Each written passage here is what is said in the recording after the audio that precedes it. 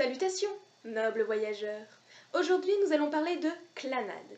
Il faut savoir que ça a été tout d'abord un visual novel qui a été édité par Kay.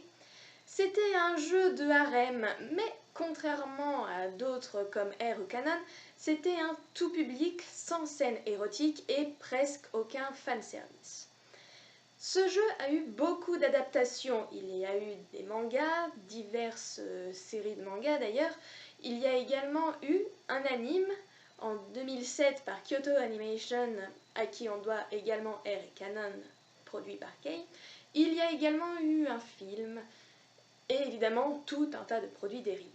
Mais aujourd'hui, nous allons plus particulièrement nous intéresser à l'anime. Clannad, c'est l'histoire de Tomoya. Il est adolescent, lycéen et c'est un délinquant. La vie pour lui est ennuyeuse et rien ne l'intéresse. Toutefois, cela change lorsqu'il rencontre Nagisa, une des filles les plus mystérieuses du lycée. Tomoya commence alors à faire des rêves assez étranges avec des personnages eux aussi étranges dans des lieux qu'il ne connaît pas. Suite à cela, sa vie commence à s'épanouir. Il rencontre de plus en plus de gens, principalement des filles, car n'oublions pas que c'est du harem à la base, mais également il a de nouvelles activités comme refaire fonctionner le club de théâtre, car c'est le plus grand rêve de Nagisa. Comme je l'ai dit, Clannad est issu d'un jeu harem, c'est-à-dire que le joueur, qui incarne Tomoya, peut choisir chacune des filles et il a son histoire avec. À la fin de chaque branche de l'histoire, le joueur récupérait une sphère de lumière et lorsqu'il avait récupéré toutes les sphères, il pouvait débloquer un deuxième temps, une deuxième histoire qui est After Story. L'anime est également construit de cette sorte, c'est-à-dire que dans la première partie, qui est également considérée comme la première saison, qui est donc Clannad School Life ou Clannad tout court, on a Tomoya qui est au lycée. Il voit les différentes filles, il en apprend plus sur leur passé, sur leurs aspirations, voilà. Et on passe après à un deuxième temps, qui là est Clannad After Story, où l'histoire est plus concentrée sur Tomoya, sa vie adulte et Nagisa. Les graphismes sont très loin d'être originaux.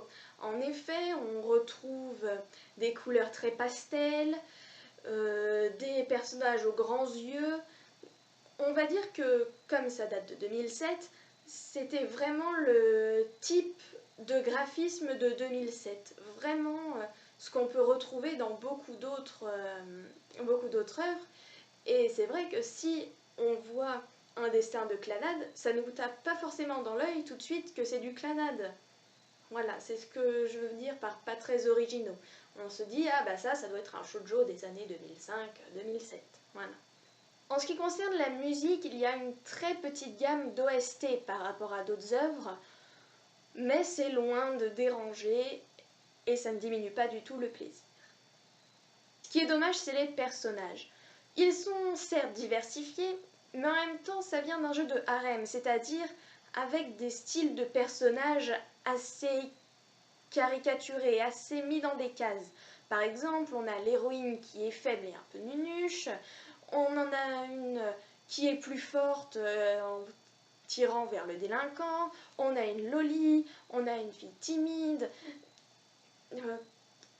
Par rapport aux exigences qui sont attendues maintenant, c'est en dessous, je dirais, de ce que le public recherche, mais c'est toujours pareil, pour un anime de 2007, c'était quand même de la qualité. Après, il faut noter que dans toute cette histoire, il y a également une histoire en parallèle. En effet, si vous regardez, vous pourrez constater qu'au fur et à mesure, à des moments où on ne s'y attend pas vraiment, on switch pour voir l'histoire d'un robot et d'une petite fille dans un monde parallèle, et on ne sait pas du tout d'où ça sort. Et pourtant, il y a une évolution de cette histoire parallèle qui semble correspondre plus ou moins, si on regarde de très très loin, avec l'évolution de l'histoire. Et je vous le dis tout de suite, vous allez vous poser des questions, vraiment. Moi, je me suis posé des questions jusqu'au bout. Et c'est presque au dernier ou avant-dernier épisode qu'on comprend toute l'histoire du robot. Et en fait, presque, il faudrait regarder toute l'histoire, puis repasser juste les scènes avec le robot pour comprendre ce qui se passe et comment en fait c'est goupillé ce monde parallèle avec le monde du rêve et le monde de la réalité. Alors, Clannad est une histoire romantique, mais il y a également du drame. Alors, dans la première partie, Clannad School Life, alors je vais dire, j'ai pas vraiment beaucoup pleuré. Il y avait du drame surtout sur la fin, mais ça reste quand même léger, le début, avec de l'humour, même si nos sentiments sont mis à l'épreuve, il y a beaucoup d'émotions, mais dans un sens, ça reste light, quoi. Par rapport à certaines autres œuvres, je me suis dit, quand même, ça va. Surtout que c'est une amie qui me l'avait conseillé, elle m'a dit, tu vas voir, tu vas pleurer comme jamais. Et j'arrive à la fin de la première saison, et je me dis, ah bah, j'ai pas tant pleuré que ça, finalement. Et puis là, j'arrive à la deuxième partie de l'histoire. Alors, After School, le début, ça va.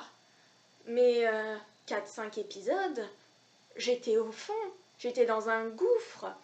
Il y a tellement une chute, un drame épique.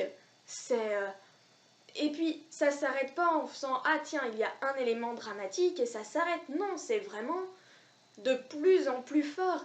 Et moi j'en pouvais plus, je pleurais tout ce que j'avais et à chaque fois qu'il se passait quelque chose ou qu'on sentait quelque chose qui arrivait, j'étais là, je me disais mais non, les développeurs ils ont pas osé, ils vont pas faire ça comme ça, et s'ils le faisaient, et je pleurais tout ce que j'avais.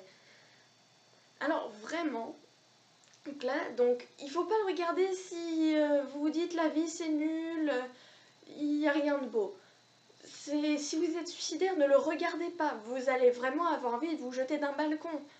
C'est tellement ça prend aux tripes et on se dit, le Tomoya, le gars, il a tellement pas de chance, mais c'est infernal. Franchement, j'en pouvais plus, je savais pas si je pouvais le regarder jusqu'au bout. Je l'ai regardé jusqu'au bout, la fin est magnifique, mais vraiment, si c'est une période un peu sensible, émotionnellement sensible, surtout, il ne faut pas y toucher. Non, attendez d'être bien dans vos baskets. Au pire, faites-vous une soirée entre amis Clannad.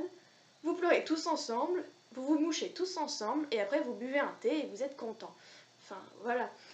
Mais il est magnifique, l'histoire, bon voilà, c'est de 2007, les personnages, les graphismes, tout ça. Mais en soi, si on regarde l'œuvre dans l'ensemble, elle est magnifique.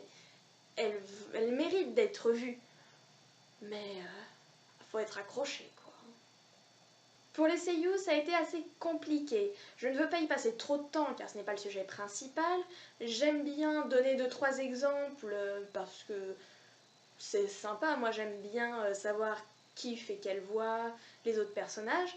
Et en même temps, quand on parle d'une pièce qui est du harem, il y a tellement de personnages féminins qu'il y a énormément de seiyuu, ils sont pas forcément très intéressants. Donc me suis juste intéressée aux seiyuu de Tomoya et de Nagisa. La voix de Tomoya est interprétée par Yuichi Nakamura. Il a également prêté sa voix dans Fairy Tail, Full Metal Alchemist Brotherhood, Guilty Crown, Oren no Imoto ga Konani Kawaii Wake ga Nai ou encore Owari no Seraph. En ce qui concerne la seiyuu de Nagisa, Mai Nakahara, elle a fait plutôt pas mal de personnages, mais très peu de personnages très très connus, de séries connues, ou alors beaucoup de personnages secondaires qui apparaissent pendant 3 épisodes. Elle a toutefois un rôle assez important dans le manga Fairy Tail. Et bien voilà, cet épisode des Chroniques d'Albo est maintenant terminé. Merci beaucoup d'avoir regardé. Pour le prochain épisode, nous allons nous arrêter sur un anime très noir, très sombre, un anime d'horreur avec du sang partout. Oui, oui, oui, vous le découvrirez la prochaine fois.